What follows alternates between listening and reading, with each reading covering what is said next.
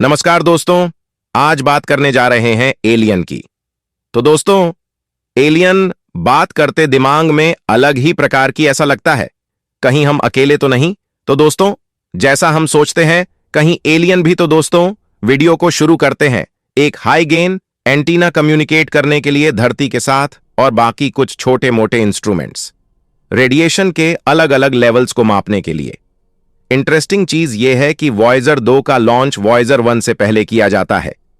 20 अगस्त 1957 में Voyager 2 launch होता है और 16 दिन बाद 5 सितंबर 7 को वॉयेजर 1 का लॉन्च होता है।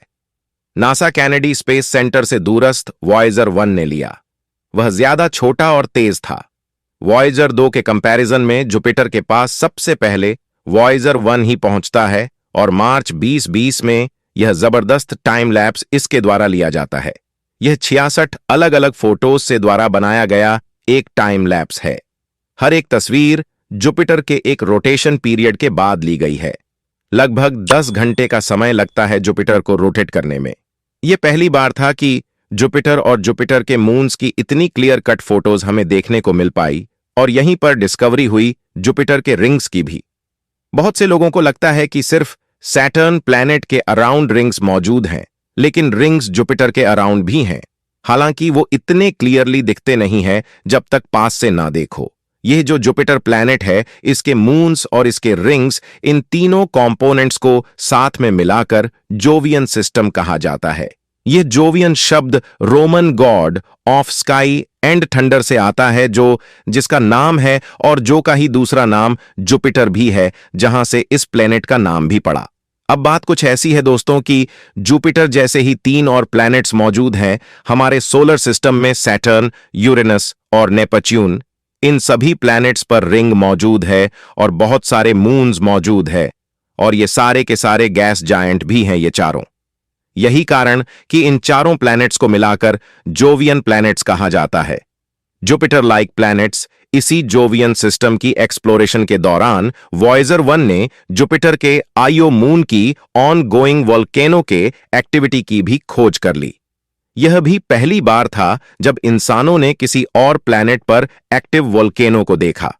वॉयेजर 1 के जुपिटर पहुंचने से पहले हमें लगता था कि जुपिटर के पास 3 अलग अलग मून्स मौजूद है, लेकिन इसके आने के बाद पता चला कि 2 और चांद मौजूद हैं।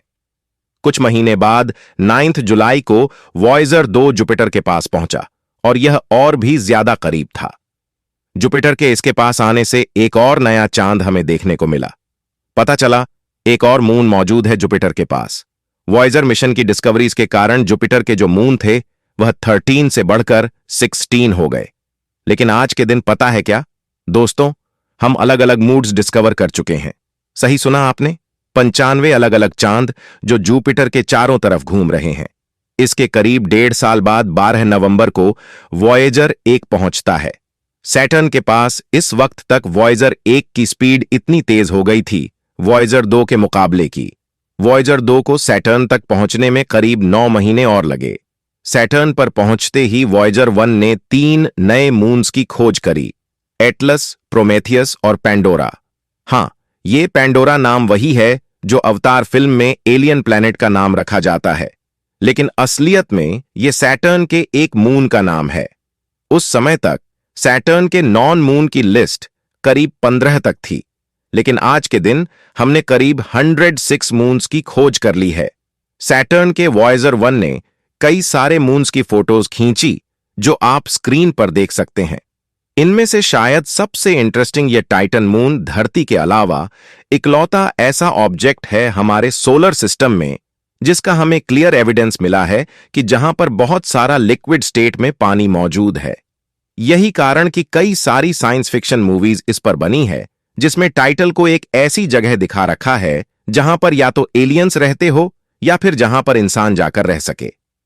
टाइटन होम सैटर्न को पार करने के बाद वॉयेजर 1 और वॉयेजर 2 के रास्ते अलग अलग हो जाते हैं। वॉयेजर 2 जाता है यूरेनस और नेपच्यून की, और यह पहला और इकलौता मैनमेड ऑब्जेक्ट बन जाता है इन प्लैनेट्स के पास से गुजरने वाला। साल 2020 में यूरेनस के पास और 99 में नेपच्यून के पास से गुजरता है और कुछ यह फोटोज हमारे पास आती हैं। वॉयेजर 1 दूसरी तरफ अपनी एंट्री बदल लेता है और एक्लिप्स प्लेन से बाहर चला जाता है। एक्लिप्स प्लेन, अगर आप नहीं जानते, यह एक इमेजिनरी प्लेन है जिस पर हमारे सोलर सिस्टम के सारे प्लैनेट्स अपने अलग अलग ऑन ऑर्बिट में सूरज के चक्कर लगाते हैं। इसे अगर आप 3 डायमेंशंस में देखो तो कुछ ऐसा दिखाई देता है। यह प्लेन, सारे ही प्लैनेट्स में कुछ छोटे मोटे डिग्री का अंतर होता है, लेकिन सब एक फ्लैट प्लेन पर लगते हैं ऑन ऑलमोस्ट। लेकिन वॉयेजर एक इस प्लेन से बाहर ऊपर उठकर निकल जाता है। वॉयेजर 1 का प्रोब ग्रेविटी असिस्ट की मदद से बहुत तेज स्पीड पकड़ लेता है। दोस्तों, और जानकारी चाहिए तो कमेंट के माध्यम से पूछ सकते हैं। तब तक के लिए नमस्कार।